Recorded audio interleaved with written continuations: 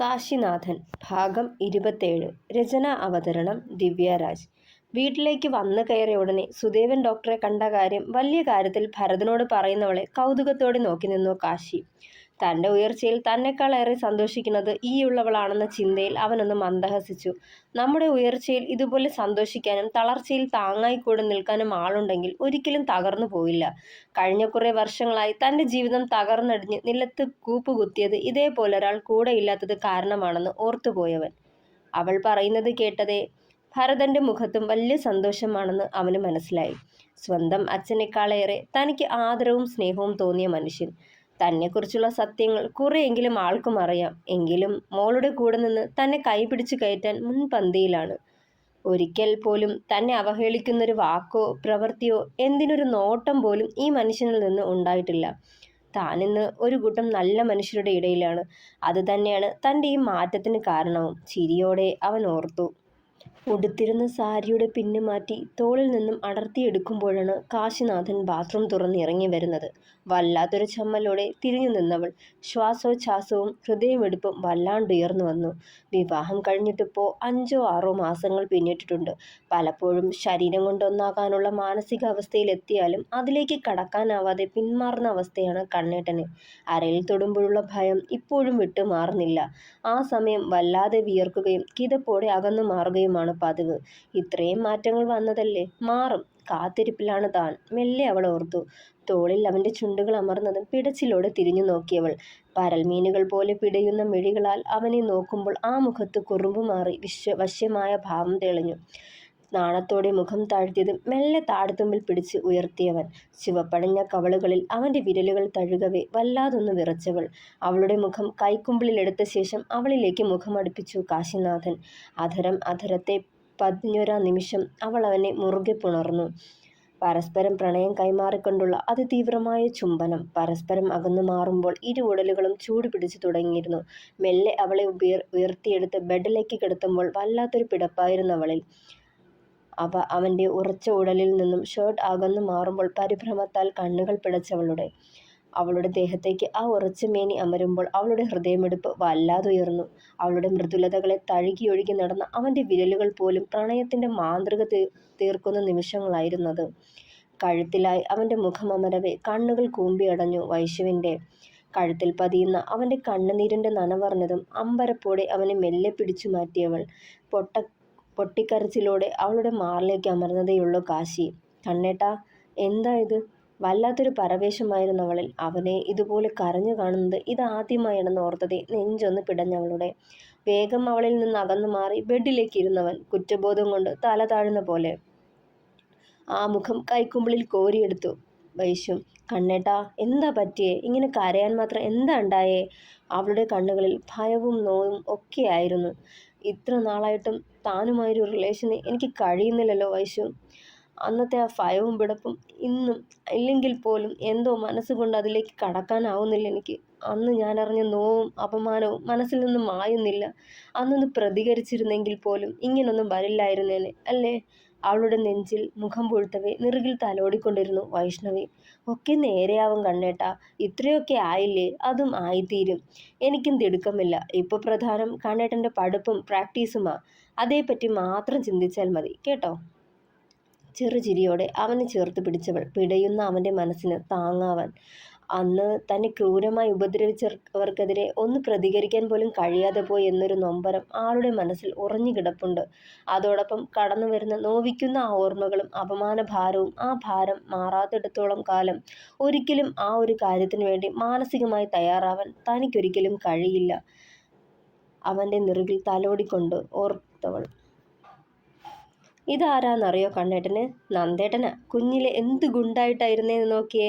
അത്താഴം കഴിഞ്ഞ് പഴയ ആൽബം തുറന്ന് കാണുകയായിരുന്നു വൈശുവും കാശിനാഥനും. കുഞ്ഞുനാളിലെ ഉള്ള അവരുടെ ഫോട്ടോകൾ കണ്ടതേ കൗതുകമായിരുന്നു അവനിലും. ഇതാരാന്ന് മനസ്സിലായോ? വെളുത്ത് മെലിഞ്ഞൊരു കുഞ്ഞു ചെക്കനെ ചൂണ്ടിയവൾ ചോദിച്ചതും ഇല്ലെന്ന് തലയാട്ടിയിരുന്നു. ഇത് നമ്മുടെ ഇച്ചായനാ. കണ്ടാൽ പറയോ ആ നരന്ത് ചെക്കനാ ആ ജിം മുഴുവൻ പൊളിച്ചെടുക്കണം മുതലെന്ന് പറയവേ കാശിനാഥനും ചിരിച്ചുപോയി. ഇത് നോക്കിയേ, ഇതാ അച്ഛൻ്റെ അമ്മയുടെയും വിവാഹ ഫോട്ടോ. എൻ്റെ അമ്മയും എന്നെ പോലെ തന്നെയായിരുന്നല്ലേ കണ്ണേട്ടാ? അമ്മയുടെ കാര്യം പറയവേ പലപ്പോഴും അവളുടെ തൊണ്ടയിടറുന്നതും കണ്ണ് കലങ്ങുന്നതും അവൻ്റെ ശ്രദ്ധയിൽപ്പെട്ടിരുന്നു. അമ്മയെ ഒത്തിരി ഇഷ്ടമാണോ വൈശുവിന്? അവളെ തന്നിലേക്ക് ചേർത്ത് പിടിച്ചുകൊണ്ട് മെല്ലെ ചോദിച്ചു. ഒത്തിരി ഇഷ്ടമാണ് കണ്ണേട്ടാ. പക്ഷേ ഭാഗ്യദോഷിയാ ഞാൻ. ആ അമ്മയുടെ സ്നേഹവും കരുതലും ഒന്നും അറിയാൻ പറ്റാണ്ടായിപ്പോയി. എന്നെ പ്രാണനായിരുന്നിരിക്കും അമ്മയ്ക്ക്. അതല്ലേ കൊന്നു കളയണം, ഇല്ലെങ്കിൽ ജീവനാപത്താന്ന് ഡോക്ടർമാർ പലവട്ടം പറഞ്ഞിട്ടും അത് വകവയ്ക്കാതെ എന്നെ പ്രസവിച്ചത്. കണ്ണുനീരോടെ പറഞ്ഞതും അവളുടെ നെറുകിൽ അരുമയായി ചുംബിച്ചവൻ. കരയല്ലേ, ഞാനുണ്ടല്ലോ ഇപ്പോൾ, മെല്ലെ പറഞ്ഞതും ആ നെഞ്ചിൻ തണലിലൊന്ന് കുറുകിയവൾ. കണ്ണേട്ടന് അമ്മയെ കാണണമെന്ന് തോന്നിയിട്ടില്ലേ? പെട്ടെന്നൊന്ന് അവനെ മുഖമുയർത്തി നോക്കി വൈശു. ആദ്യം മറുപടി കൊടുത്തില്ല. പിന്നെ ദീർഘമായൊന്ന് നിശ്വസിച്ച ശേഷം തുടർന്നു. തോന്നുമായിരുന്നു ഒത്തിരി, അവരെ നേരിട്ട് കാണുന്നതുവരെ. അത് പറയുമ്പോൾ വൈശുവിൻ അമ്പരപ്പായിരുന്നു. കണ്ണേട്ടാ? വിശ്വാസം വരാതെ അവനെ നോക്കിയവൾ. സാവിത്രിയല്ല എൻ്റെ അമ്മ എന്നറിഞ്ഞ നിമിഷം മുതൽ അതുവരെ വല്ലപ്പോഴും കാണുന്ന സാവിത്രിയാണ് എൻ്റെ പെറ്റമ്മയെന്ന് വിശ്വസിച്ച് അടുക്കാൻ ചെന്നിട്ടേ ഉണ്ടായിരുന്നുള്ളൂ. പക്ഷേ അവരെന്നിൽ നിന്നും അകലം പാലിച്ചിട്ടേയുള്ളൂ. അന്നൊന്നും അവരകൽച്ച കാണിക്കുന്നത് എന്തിനെന്ന് പോലും അറിയില്ലായിരുന്നു. ഫ്ലാറ്റിൽ വെച്ച് അച്ഛനും അവരും തമ്മിലുള്ള തർക്കത്തിനിടയിലാണ് ഒക്കെ വിളിച്ചു കൂവിയത്. ലീന എന്നാത്രേ എൻ്റെ അമ്മയുടെ പേര്. ക്രിസ്ത്യാനിയാണ്, ബാംഗ്ലൂരിലായിരുന്നു താമസം എന്നൊക്കെ മനസ്സിലാക്കിയിരുന്നു. സാവിത്രി എൻ്റെ അമ്മയല്ലല്ലോ. അതല്ലേ എന്നെ ദ്രോഹിക്കുന്നത്. സ്വന്തം അമ്മ ഒരിക്കലും അങ്ങനെ ചെയ്യില്ലെന്ന് കരുതിയിരുന്നു. വളർത്താനുള്ള ഗതികേട് കൊണ്ടല്ലേ അച്ഛമ്മയെ ഏൽപ്പിച്ചതെന്നൊക്കെ ചിന്തിച്ചു. പഠിച്ച് വലിയ ഡോക്ടറായി വരുമ്പോൾ അമ്മ എവിടെയായാലും കണ്ടെത്തി കൂടെ കൂട്ടണമെന്ന് സ്വപ്നം കണ്ടിട്ടേയുള്ളൂ. പക്ഷേ എൻ്റെ സ്വപ്നങ്ങളൊക്കെ കീഴ്മേൽ മറിയുന്ന കാര്യങ്ങളല്ലേ പിന്നെ സംഭവിച്ചതൊക്കെ. എന്നിട്ടും അമ്മയെ കണ്ടെത്തുക എന്ന സ്വപ്നം മനസ്സിൽ തന്നെ കൊണ്ടു നടന്നു കനലായി. ഭ്രാന്താശുപത്രിയിലെ 4 ചുമരുകൾക്കുള്ളിൽ അടച്ചുപൂട്ടിയിരുന്നപ്പോഴും അമ്മ വരുന്നതും എന്നെ നെഞ്ചോട് ചേർത്ത് പിടിക്കുന്നതും സ്വപ്നം കണ്ടിരുന്നു. വിടർന്ന കണ്ണുകളും മനോഹരമായ ചിരിയും, ആ ചിരിക്ക് പിന്നിൽ നിറഞ്ഞു തുളുമ്പുന്ന വാത്സല്യവും പകരുന്നൊരമ്മ. ഞാൻ അമ്മയ്ക്കായി മെനഞ്ഞെടുത്ത രൂപം. പലപ്പോഴും ആ രൂപം എന്നെ തേടി വരാറുണ്ടായിരുന്നു സ്വപ്നങ്ങളിൽ. ഭ്രാന്താശുപത്രിയിൽ നിന്ന് വന്നത് നേരെ വീട്ടുതടങ്കലിലേക്കായിരുന്നു. സാവിത്രിയുടെ വീട്ടുതടങ്കലിൽ. അച്ഛൻ എപ്പോഴും ബിസിനസ് ട്രിപ്പെന്നും പറഞ്ഞ് അലച്ചിലായിരുന്നു. വീട്ടിൽ അധികം ഉണ്ടാവില്ല. എൻ്റെ കാര്യം നോക്കാൻ ഒരു മെയിൽ നേഴ്സിനെ നിർത്തിയിരുന്നു ആദ്യം. അയാളെ പറഞ്ഞു വിട്ടതിന് പിന്നാലെയാണ് സാവിത്രി എനിക്ക് ഡ്രഗ്സ് കൊണ്ടുതരാൻ തുടങ്ങിയത്. അച്ഛനു മുന്നിൽ അവരൊരു സ്നേഹനിധിയായി അമ്മയായി തകർത്താടിയിരുന്നു. അയാളും അത് വിശ്വസിച്ചു. ദേഷ്യം വരുമ്പോൾ എന്തേലും വിളിച്ചു പറയുമെന്നല്ലാതെ അവർക്ക് എന്നോട് വെറുപ്പില്ലെന്ന് അവരയാളെ വിശ്വസിപ്പിച്ചു. അവിടുന്ന് ഡി അഡിക്ഷൻ സെൻ്ററിലേക്ക് കൊണ്ടുപോയി. അവിടുത്തെ ട്രീറ്റ്മെൻറ്റിലൂടെ ഡ്രഗ്സിൻ്റെ പിടിയിൽ നിന്നും ഞാൻ റിക്കവറായി. അവിടുന്ന് പുറത്തിറങ്ങിയ ശേഷം കുറേ നാൾ ബാംഗ്ലൂരിൽ തന്നെ തങ്ങി. അന്നേരമെല്ലാം എൻ്റെ അമ്മയെ കണ്ടെത്തണമെന്നേ മനസ്സിലുണ്ടായുള്ളൂ. അച്ഛൻ്റെ ഓഫീസിൽ അമ്മ വർക്ക് ചെയ്തിരുന്നതെന്ന് കേട്ട ഓർമ്മയിൽ ഒരിക്കൽ ഞാൻ അവിടേക്ക് ചെന്നു. ഞാൻ പിറക്കുന്നതിന് 2 വർഷം മുൻപ് മുതലുള്ള രജിസ്റ്റർ തപ്പിയെടുത്തു.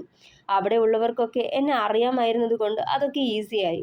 അതിൽ നിന്നും അമ്മയുടെ അഡ്രസ്സ് തപ്പിപ്പിടിച്ചെടുത്തു. ആദ്യമായി അമ്മയെ കാണാൻ പോവാനുള്ള തയ്യാറെടുപ്പിലായിരുന്നു ഞാൻ. പിന്നീട് ആ അഡ്രസ്സ് തേടി അവിടെ ചെല്ലുമ്പോൾ അവിടെ ഒരു സ്ത്രീ മാത്രമേ ഉണ്ടായിരുന്നുള്ളൂ. ഫയലിൽ നിന്നെടുത്ത അമ്മയുടെ പഴയ ഫോട്ടോ കണ്ടപ്പോൾ അവർ ആളെ തിരിച്ചറിഞ്ഞു. അമ്മ അവരുടെ ഫ്രണ്ടായിരുന്നെന്ന് പറഞ്ഞു. അമ്മയൊക്കെ അവിടെ നിന്ന് താമസം മാറിയിട്ട് വർഷങ്ങളായി എന്നും പറഞ്ഞു. അമ്മയുടെ നാട്ടിലെ അഡ്രസ്സ് തന്നു. നിരാശ തോന്നിയില്ല. തേടി പിടിച്ചു ചെന്നു. പഴയൊരു ക്രിസ്ത്യൻ തറവാട്ടിലായിരുന്നു അമ്മ. മാതാപിതാക്കളുടെ 4 മക്കളിൽ ഏറ്റവും ഇളയ ആള്. അവിടെ ചെന്ന് ഞാൻ ആരെന്ന് വെളിപ്പെടുത്താതെ തന്നെ അമ്മയെ തിരക്കി. അമ്മ വേറൊരാളെ വിവാഹം കഴിച്ച് അയാൾക്കും മക്കൾക്കുമൊപ്പം താമസിക്കുവാണെന്ന അറിവ് എന്നെ തളർത്തി കളഞ്ഞു. എങ്കിലും ഒരു നോക്ക് കാണാനും ആ സ്നേഹം കൊതിച്ച് മനസ്സും എന്നെ അമ്മയിലേക്ക് എത്തിച്ചു. ഒരു പോലീസുകാരനായിരുന്നു അമ്മയുടെ ഭർത്താവ്. ഞാൻ അവരെ തേടി ആ വീട്ടിലെത്തുമ്പോൾ അമ്മ മാത്രമേ ഉണ്ടായിരുന്നുള്ളൂ. വലിയ കാര്യത്തിൽ എന്നെ സ്വീകരിച്ചിരുത്തിയവർ അവരുടെ മക്കളുടെ ആരുടെയെങ്കിലും സുഹൃത്താണെന്നാണ് കരുതിയത്. ഞാൻ ആരാണെന്ന് വെളിപ്പെടുത്തുമ്പോൾ നടുക്കമായിരുന്നവരിൽ. പക്ഷേ ഞാൻ പ്രതീക്ഷിച്ച പോലെ എന്നെ ചേർത്ത് പിടിക്കുകയോ മോനേന്ന് വിളിക്കുകയോ ചെയ്തില്ല. കൈകുപ്പി തൊഴുതുകൊണ്ട് അവരാവശ്യപ്പെട്ടത് ഇനി ഒരിക്കൽ കൂടി അവരെ തേടി ചെല്ലരുതെന്നും ഞാൻ കാരണം ഈ സത്യങ്ങൾ ആരും അറിയാനിടവരുതെന്നും അവരുടെ കുടുംബം തകർക്കരുതെന്നുമൊക്കെ ആയിരുന്നു.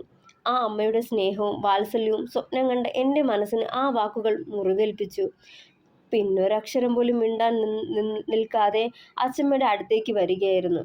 അതോടെ ആ അമ്മയെയും ഞാൻ വെറുത്തു. മനസ്സിൽ അവരായി കണ്ട് ഞാൻ മെനഞ്ഞെടുത്ത ചിത്രങ്ങൾ കറുപ്പ് മറവീണു തുടങ്ങി. പതിയെ അത് ഇരുട്ടറയിലേക്ക് തള്ളപ്പെട്ടു.